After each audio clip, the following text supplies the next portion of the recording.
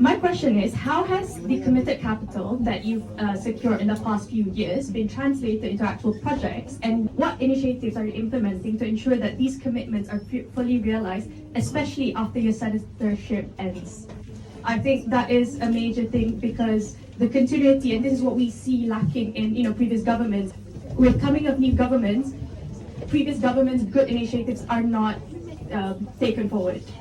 Thank you. I think that's a very good question, and I get this question a lot, especially in Parliament and in many other instances. When we announce the approved investments, we then have to make sure that it's been executed. This is where we term it as a realized investment. So how do we track this investment?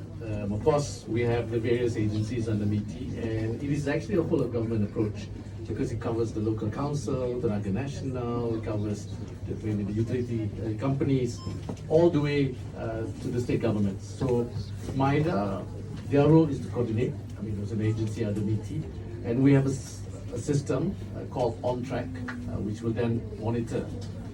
And to date, since 2022, the realized investment is around 84.5%, close to 85%. Alhamdulillah, it's making good progress.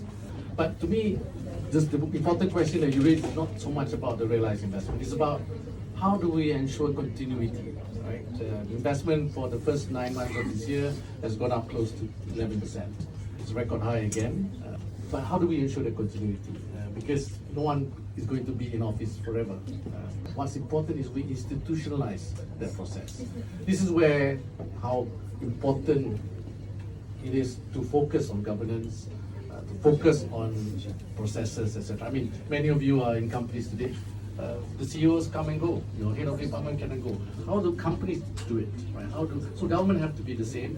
So to be fair to our ministry, we have the Deputy Secretary General here. We institutionalize the process so that when the Secretary General or the Deputy Secretary General or even the Minister changes, the policy continues. And this has been the strength of Malaysia. Right? We have changes in governments, we have changes in administrations. But I must admit that when it comes to stability of policy, the strength of institutions like Bank Negara, PNB, EPF, they have not been compromised. So this is where Malaysia have provided the right ecosystem for companies to invest.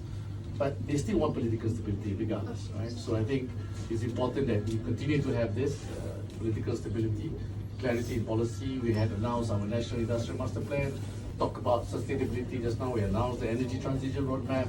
So all these policies, and your point about execution is key, and policies that shows the right outcome is also very important. It's not just good implementing it, but making sure that the outcome is what is intended in the policy. So thank you.